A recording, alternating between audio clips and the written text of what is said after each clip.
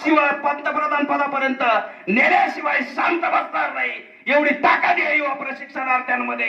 आणि हे जर तुम्हाला करायचं असेल, कदाचित महाराष्ट्राला जर या ठिकाणी भारताला जर महाराष्ट्रातील पहिलं नेतृत्व द्यायचं असेल तर मला वाटतं की सर्वात अगोदर कोणता प्रश्न सोडवला पाहिजे तर तो हा मुख्यमंत्री युवा प्रशिक्षणार्थ्यांच्या या मागणींचा सोडवला पाहिजे.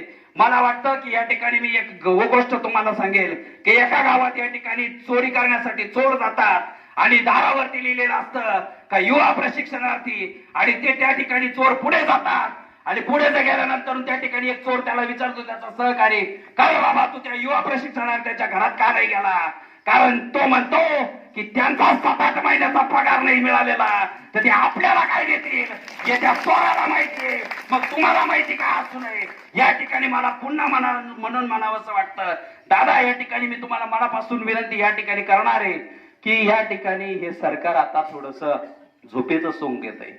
आणि जर ह्या ठिकाणी आपण सुद्धा, मला वाटतं की मी इतका मोठा नाहीये की तुम्हाला ह्या ठिकाणी सल्ला देऊ शकेल, परंतु एका लहान किंवा मोठ्या भावाचा सल्ला म्हणून मी तुम्हाला मनापासून विनंती करतोय की आम्हाला आता तुम्ही हवेत. आणि आपण जर तुम्ही राहिला तर मला वाटतं की आपण हा संघर्ष एवढ्या लवकर सोडणार नाही. कदाचित प्राण गेला तर चालेल, परंतु हा संघर्ष आपण सोडणार नाही, हा शब्द तुम्हाला देतो.